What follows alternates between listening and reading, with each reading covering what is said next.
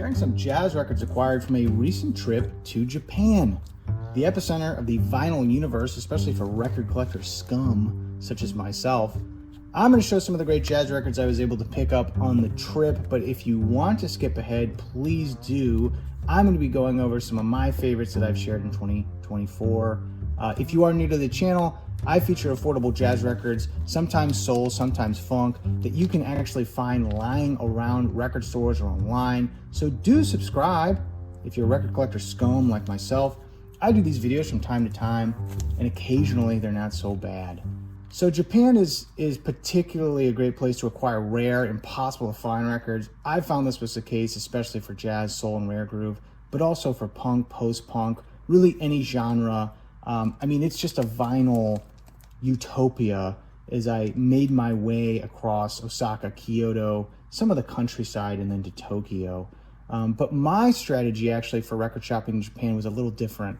I wanted to find records to fill the gaps in my collection. High quality, affordable jazz staples, often in Japanese pressings, rather than just selecting a few big ticket items. So for example, Max Roach, We Insist.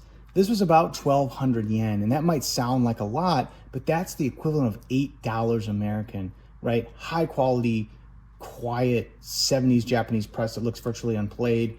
A characteristic of records in Japan is they're all just super clean, right? They just take great care of their vinyl. Drums Unlimited by Max Roach. This was the equivalent of $9, right? I find copies of in the States of this from time to time. It's either too expensive for my liking or just in rough condition. There's this 80s Japanese white label promo of Ben Webster's Soulville in mono. This was 220 yen, so that's $1.50.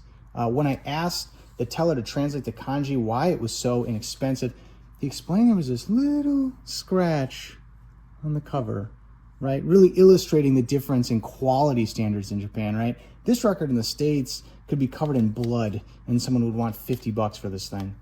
George Russell, New York, $3, right? I've always wanted a copy of this. This Japanese copy sounds really, really great for $3. Maybe one day I'll come across this record as an original for $400. For now, $5 was great. Again, a lot of these records, they're just giving them away.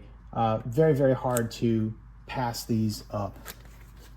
But even among titles that were a little more expensive, I was happy to pay $20 for this, or the equivalent of $20, right? This is just so quiet, so clean. I see Japanese reissues of this occasionally in the United States for, they're trying to get $70 for them. All of these Japanese King reissues, a lot of these were just under $20. Great records that I was missing. I love this record by Tony Williams. If you're not into free jazz, if you're not interested in even getting into free jazz, this is still, I think, a must-have record to own. So beautiful. I think it came out as a Blue Note 80 recently too. So that's definitely one to get. I also picked up American copies as well. For example, this copy of Let Freedom Ring, Jackie McLean. This is an RVG stamp Black B. Again, super clean for $25. I felt that was quite fair. I was happy to pay that for this. Copy of Tony Williams' Lifetime. Great album. Again, I think it was about $25. Black B RVG stamped. Even these early OJCs, these were all priced like they were in the United States like a decade ago. So you could find these for $10 or less quite commonly.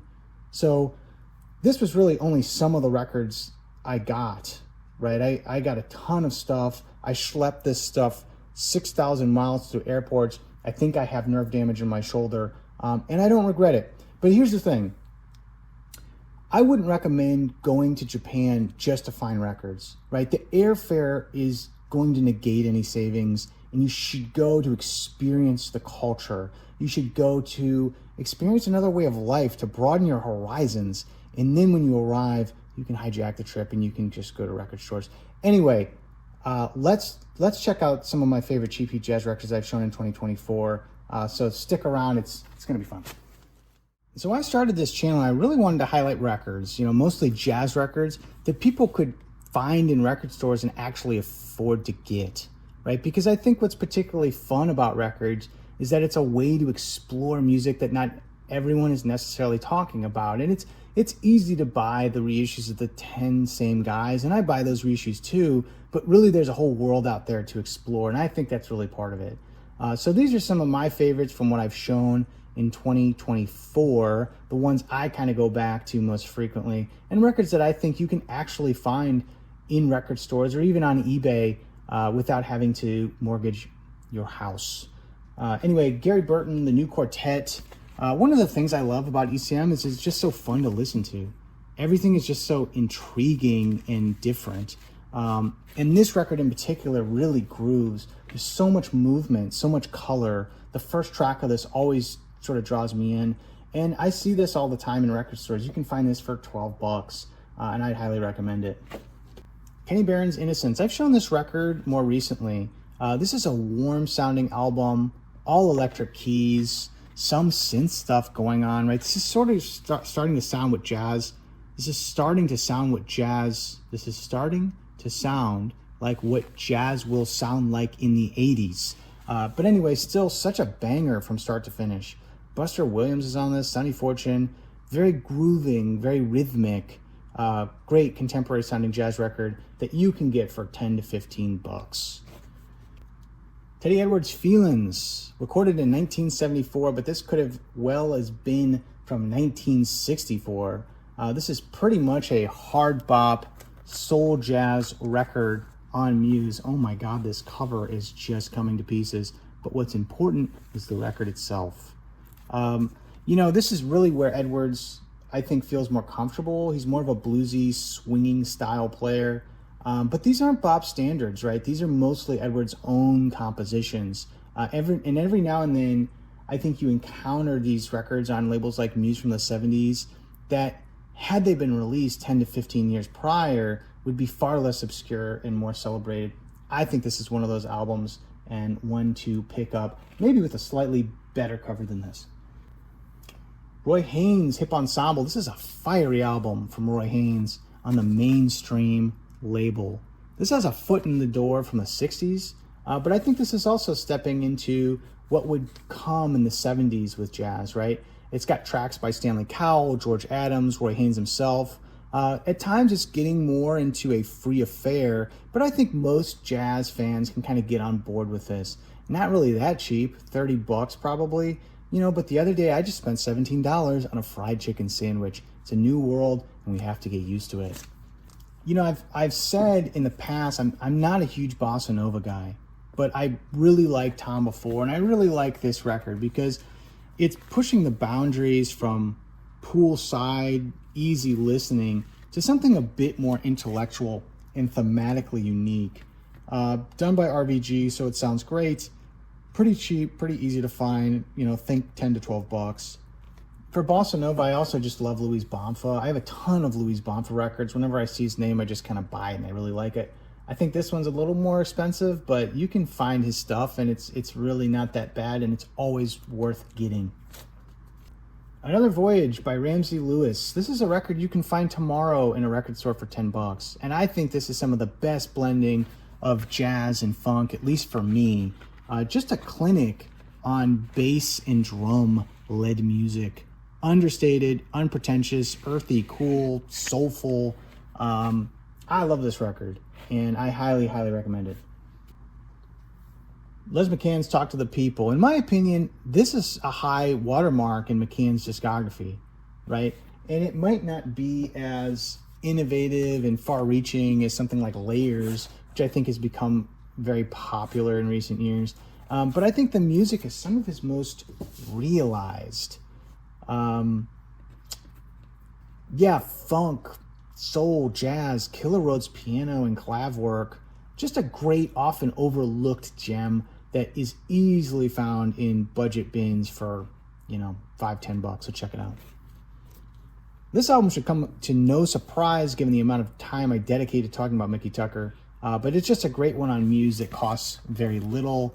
Expansive post-bop reminds me of the reason I love Cecil McBee as one of my favorite bass players. He finds so much to say in tight spaces, just very colorful, very stylish. But the writing on this by Tucker is amazing, very smart, technical, great counterpoint and compositions. A no-brainer to check out if you find this. Secrets by Gil Scott-Heron, a warm, smooth, soulful, funky album with rare groove tracks like Angel Dust and Angola, Louisiana. Heron's work has definitely seen a revival in recent years, but remains woefully out of reach and hard to find, at least commercially. It's often out of print, absent from streaming services. Sometimes his albums are only available on YouTube, which is sort of my least favorite way to listen to music. But this is one you can find at record stores for 10 to 12 bucks. And if you like the crossroads between jazz, funk, and R&B, if you like Crate Digger DJ stuff like I do, this is definitely one to grab. Just some honorable mentions. Herbie Mann, Memphis Underground.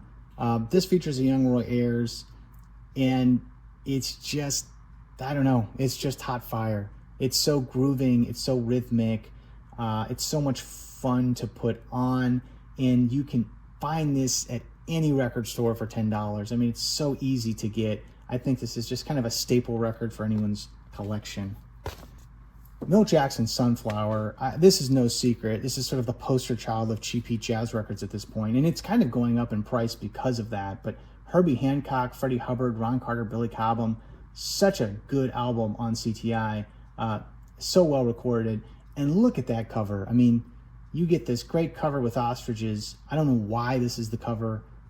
I don't know why it's called Sunflower. It's a great album. Check it out. I showed this one recently, Barefoot Boy, Larry Correll.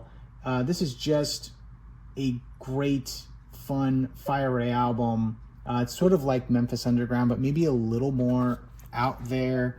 You can find this for 12 to 15 bucks on the Flying Dutchman label. Roy Haynes in particular kind of makes this album if you like just amazing drumming. This is just a great LP to pick up and not that expensive. Sam Jones, Cello Again. This is on Xanadu label from 1976. This is Sam Jones donning a cello in place of his upright bass, which has the effect of making it a little bit more like a lead instrument, right? It gives the sound and the playing a little more attack. I think that's a technical term. He'd been known to do this on other albums. This is a great 1960s era album with Sam Jones, The Soul Society, I'd recommend picking up. But similarly, this is just wonderful, straight ahead hard bop, inventive, laid back. Billy Higgins is so good on the sticks. Charlie McPherson is on this, who at this point I think is making some of the best music of his career on Xanadu. Just an awesome album. It doesn't cost anything, so definitely one to pick up. Anyway, that's all I got for today, folks. Enjoy the rest of 2014. Have a good 2015. I don't know how to end this. Take it easy. See you next time.